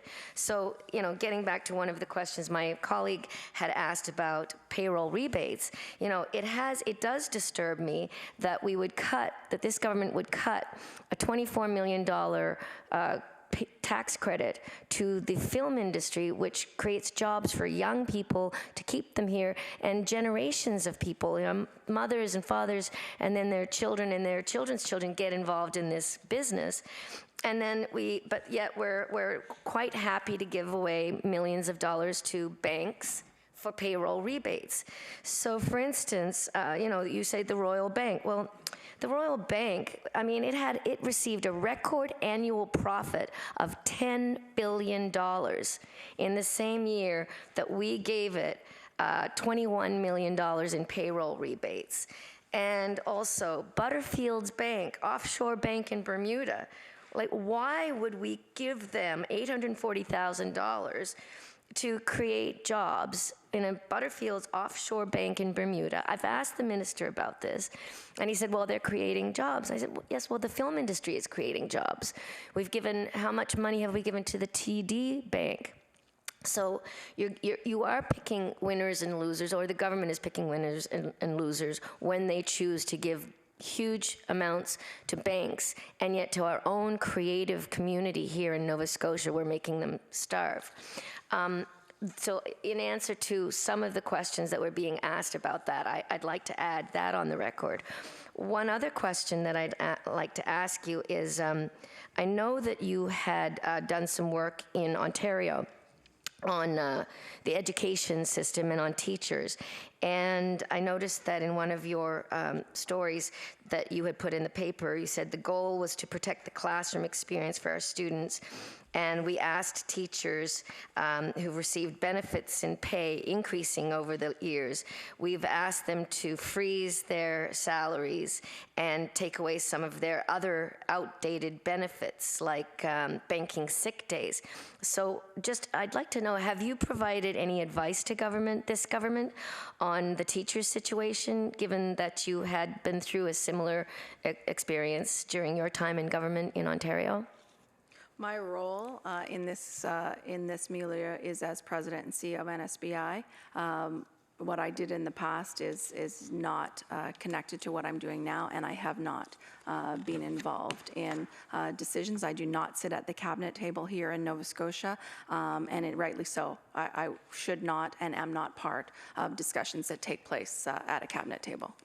Okay, thank you. The other thing is the Venture Capital Fund. I had a question about that, about how will companies actually be selected to receive cash from that particular fund?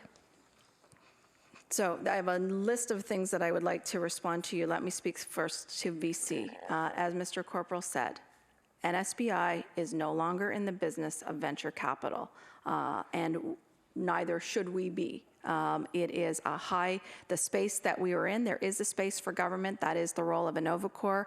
The work that NSBI was doing was high risk. As you know, one of the first things that I did when I joined in a leadership role at NSBI is really evaluate what the investments that we had made and agree that that is not a space that we should be in. I want to speak directly, though, now to the issue of RBC. I think it is imperative that members of public accounts deal with the facts.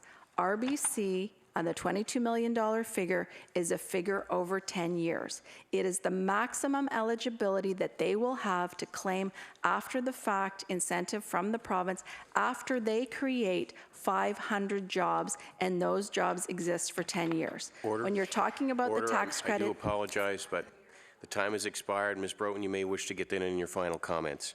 Move to the Liberal Caucus and Mr. Stroink. Thank you. And I guess I'm going to follow up on that answer sort of thing. I guess with payroll rebates, first off, it's a guaranteed, is it a guaranteed investment? It's following up on the question. Ms. Broughton? RBC will not, and any payroll incentive client, they are not eligible to receipt of any incentive from the province until they create the jobs and those new employees pay taxes to the province and the province receives those funds. They provide audited information after the fact, and the funds are then released to them. So it's absolutely certain that if they don't create the jobs, they're not going to get the incentive. It allows us to negotiate with companies who don't have perhaps a significant footprint in the province, and if they don't create the jobs, they don't get paid. That is different than the risk associated with funding a venture capital company, as an example. I mean, we've talked about it here on the floor. I am not happy with the losses in Origin, Biomed, and others. I've said that publicly. I'll say it again. That is not driving value for taxpayers' dollars. But those decisions were made in the past, and at this point in time, the role we have at NSBI is to manage out that old VC portfolio and not to do any follow-on investments. Strategic Investment Fund, that is different. We find companies, we negotiate with them on a case-by-case basis, and I guess in some respects, we do pick who we negotiate because we want to see high-level salary jobs. We're not interested, and we do turn away companies that approach us, for example, to set up a footprint in Halifax where they won't be paying above average salary. That's not something that we're interested in. So with that, payroll rebates are a tool, and it seems like they're for high-paying salaries. So you are getting your return on investment. That's very clear in this discussion right now. But one thing that is maybe you can elaborate on is that the payroll rebate, the examples that have been given are just about banks, but it's eligible to everyone, is it not?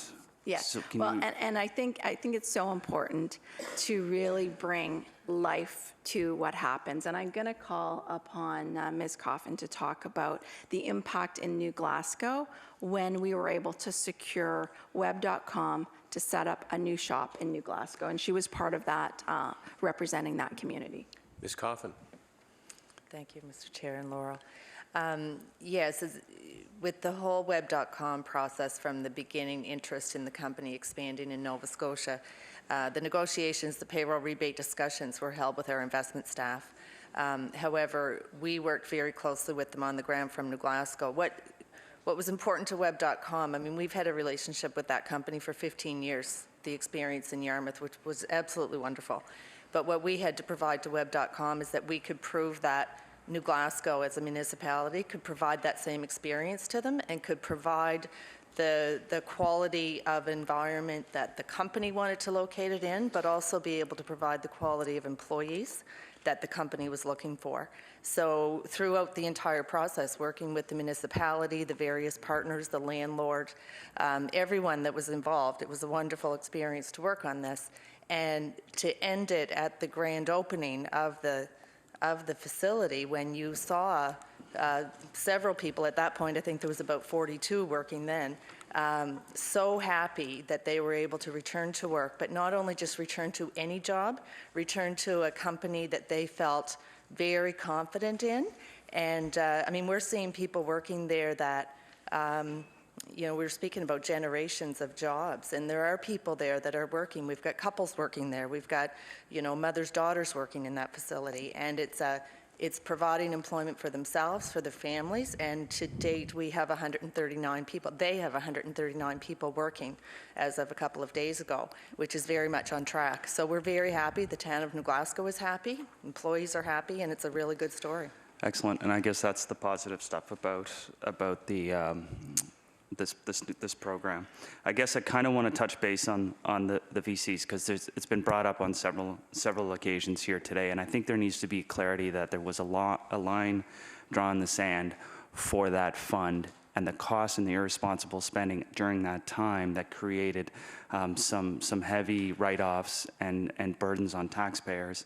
And the two companies that have been discussed here is Technec, which was one which the Auditor General spoke to. And I just want to kind of walk through this a bit. When was that fund approved? How much was that fund eligible for? Are you speaking to the Tech Link? Yes. Tech Link, sorry. Mr. Fairpool? Sorry, yeah. I don't have that kind of background information on the timing of the investments that were made with me, and we can certainly get that information. Well, I think for clarity's sake, I think it was allocated September of 2013. Does that ring a bell? Might be. There was a number of investments, right, so that might have been the last one that. So who approved those funds? So the VC transactions were approved by our board, and there was also authorization with, I want to say cabinet or the minister on the VC portfolio. It was cabinet. But yes, the NSBI did not have sole authority on VC. So it's very interesting that at the time by that government and under that leadership, that was approved during an election time, during a writ. So to me, that's very irresponsible to do that kind of stuff. I also want to touch on Biomed, which was also done prior on the same principle, if I'm correct. Yeah, I mean, there were when the fund was closed, there were 12 accounts, 12 different companies, many different agreements, because there would have been follow-on investments, and those would have been made throughout the history of NSBI from 2001 forward to 2014 when we ceased those investments. So what is the total amount that was given under that fund? The total amount, I believe, was about 35 million. Was the total amount of authorizations, all told, to the 12 different companies. Okay, and how much of that total amount has been written off? I don't have the write-off number. I believe the reserve, if I can find the existing reserve on the. So we've reserved obviously amounts against the portfolio for bad debts. So there would be items in there that have not been written off, but there has been a reserve applied to it. So you'll see Origin Biomed on our write-off list. That's because we've deemed there's no further recoverable amounts on that account. So I'm sorry, I don't have the exact amount of the reserve against those accounts with me. And I guess with that kind of irresponsible spending that was controlled by cabinet, today, can that happen? Can this kind of thing continue to hurt taxpayers in this way? So as we said, NSBI is no longer involved in making equity investments in companies. So it can't happen again. I'm just trying to get clarity because NSBI cannot do equity investments. Right. So, and I guess that's what I'm trying to get at is that. So we're using one of our tools, which is using a payroll rebate, which is obviously very clear on the return of investment. Numbers are thrown out there that, yes, that's the total investment of a certain company, but the return on that is very positive for Nova Scotia. And I guess that's what there's a disconnect always, here. There's always a much greater risk when you're putting money out front as opposed to paying it in arrears on activity that's already happened. That's always the risk that you take in economic development when you're trying to achieve certain outcomes. And I mean, most business owners understand that when you go into an area, you take a risk, you invest, you take a risk. You win some, yes, for sure. Those are the entrepreneur's responsibility. Those are the entrepreneur's risks. You guys allow for the support of businesses to do that. Red tape is one issue that has been brought up again. The work that is being done with Fred Crooks, that is the way that Nova Scotia is going to be successful. And is that a fair analogy to create here going forward for Nova Scotia? I think that fairly represents our approach going forward, yes. It's about supporting entrepreneurs in their efforts to expand exports and grow the economy. Okay, so and I guess I just want to expand on that a little bit more because there's a lot of great programs within the entrepreneur world coming out of NSBI, especially like you hit on that the first time export program, yes, you didn't hit your targets.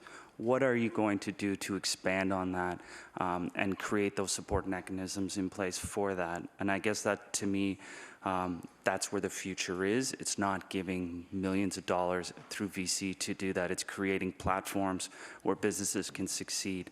And we do have a lot to offer. Yes, maybe our taxes are high. Yes, we get all that. But in Nova Scotia, as an example, we have one of the best time zones in the world to do business. That is a successful thing that we have that no one can take away from us.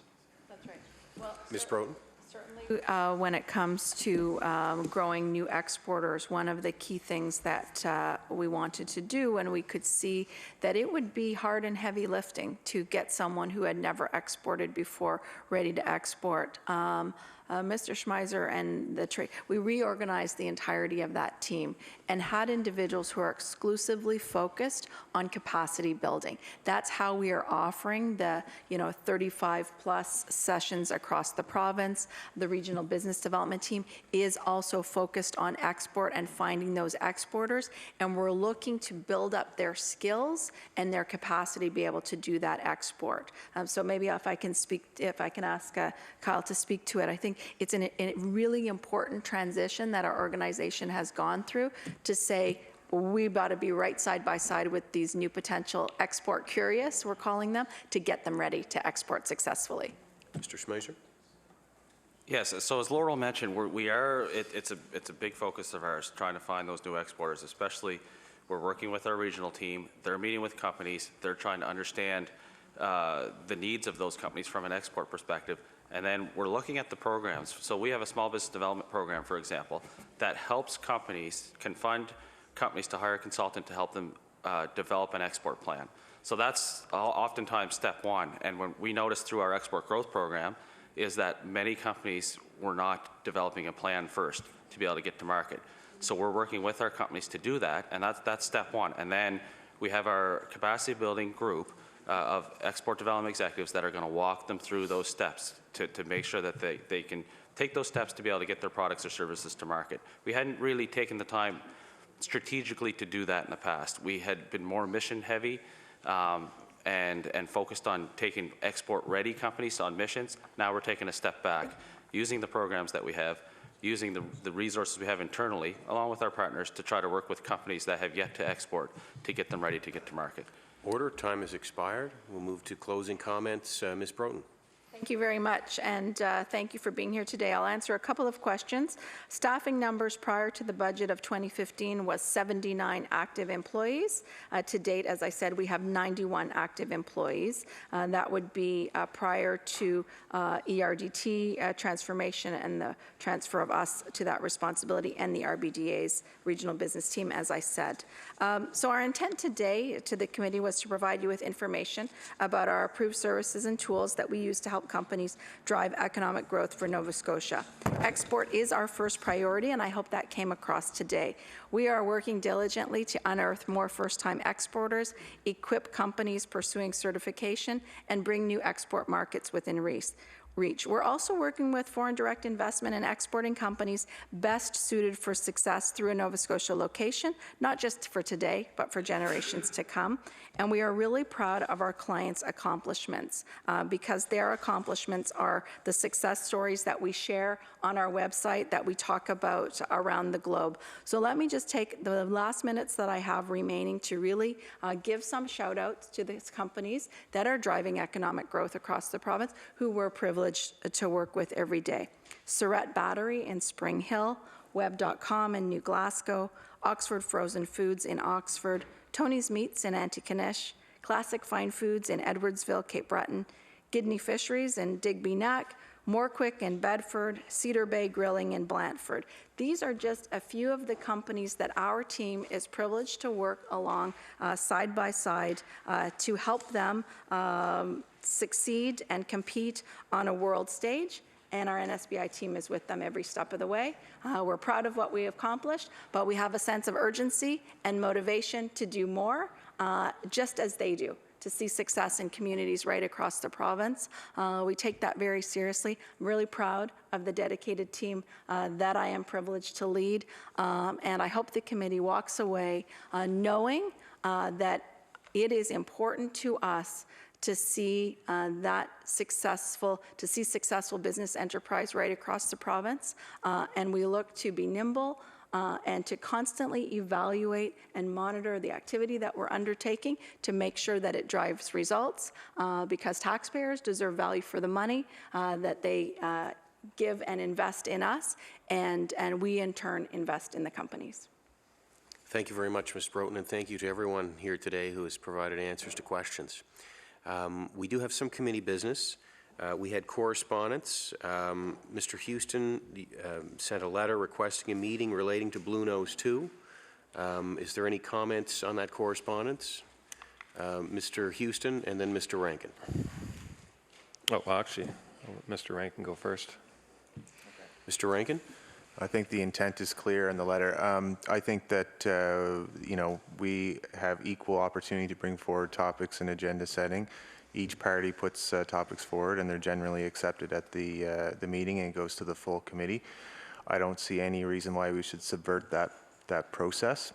So the only thing I would be open to considering, if the Progressive Conservative Party would want to replace one of their prior topics that it's approved and scheduled, I have no problem transferring that topic into that slot, because I do think we need to keep this committee fair with regard to the three parties and how they bring topics.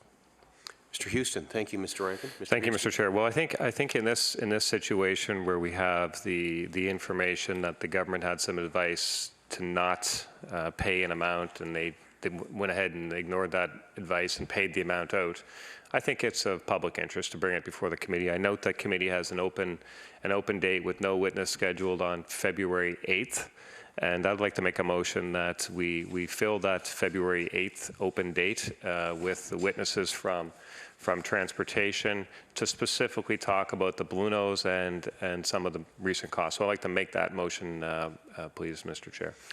Motion has been made for the Blue Nose 2 to be discussed as a topic here on February 8th. All those in favor, please signify by saying aye. Order, Mr. Rankin, as a comment. Again, I think that we should stay with the fairness in terms of every party having equal topics. It's clear this topic is being presented from the Progressive Conservative Party, and I'm not against this topic. So if we're going to add a topic in, I have no problem with that, as long as we get a topic from our party and from the NDP party put forward. Okay, I'm going to be asked to make a ruling on this. We do certainly have a process, and I think that process should be followed as well. Members do have a right, I guess, to put any motion forward that they wish before the committee, including if they feel something is of emergency nature, then the committee can weigh in on it. So I certainly respect what you're saying, Mr. Rankin. There is a process, and as the chair, I like to follow the process myself as closely as we can. But if a motion is put forward, it is difficult for me to stop the committee from addressing the motions put forward. Mr. Houston. Thank you, Mr. Chair. And just in the interest of time, I would make the motion that the Blue Nose be brought forward February 8th, and I'll ask for a recorded vote on that motion too, please. Mr. Rankin? We do have a right as a committee member to defer any motion that's brought forward to the committee at least to the next meeting, so that's what I'll ask, that we defer it. It's clear in the rules in the committees. Thank you, Mr. Rankin, and you are correct. We can defer it, and we will do that. So we will defer the motion until the next meeting, and we have just 1.5 minutes left. I'm going to try to get a couple of other items in here. We have transportation infrastructure renewal correspondence from December 14th meeting. I want to make sure everyone has received that. If you have any questions, ask myself or the clerk. We have, Mr. Rankin, I believe you may have been going to put forward a motion today for Auditor General recommendations. I'll let you proceed. Yes, I move that the Public Accounts Committee formally endorse the accepted recommendations contained in the November 2016 report of the Auditor General, and ask that departments and agencies commit to and take responsibility for full and timely implementation of those recommendations they have accepted. All those in favor of the motion, please signify by saying aye. Motion is passed. All those opposed? Nobody opposed, so our clerk will make note of that. Our next meeting is January 25th with the Department of Transportation Infrastructure Renewal and the Department of Health and Wellness to discuss public-private partnerships for public infrastructure. We also have, may I have permission to extend the meeting for a couple of minutes? All those in favor? I see unanimous consent, so we will extend the meeting for a couple of minutes. I won't keep you long. So we have, as I mentioned, next meeting on January 25th. We have one last item, and that is the Auditor General's follow-up report. This is now scheduled for February the 22nd. That is when the Auditor General has decided to release that report. Typically, we would hold a 1-hour in-camera meeting followed by a 2-hour public meeting on the date that that report is tabled. So we do have February 22nd vacant, and we actually have it tentatively scheduled to do that on that day. Does anybody have any questions or comments on the idea of having an in-camera followed by a public meeting on the Auditor General's follow-up report on past recommendations that office has made? And that would be on February 22nd. Mr. Porter. Thank you, Mr. Chair. I guess as we've done in the past, we've usually had our 1-hour meeting prior to our public meeting, and I see no reason that we would change that to move it to a different day. That would be certainly fine with our caucus. Okay. Thank you. Any other comments? February the 8th. Okay. So all those in favor of having the 1-hour in-camera followed by a 2-hour public meeting on February 22nd to discuss the Auditor General's follow-up report released that day, please signify by saying aye. Those opposed? Our clerk will take note that that motion is passed, and we will schedule that meeting for February 22nd. Is there any further business to come before the committee? Hearing none, this meeting is adjourned.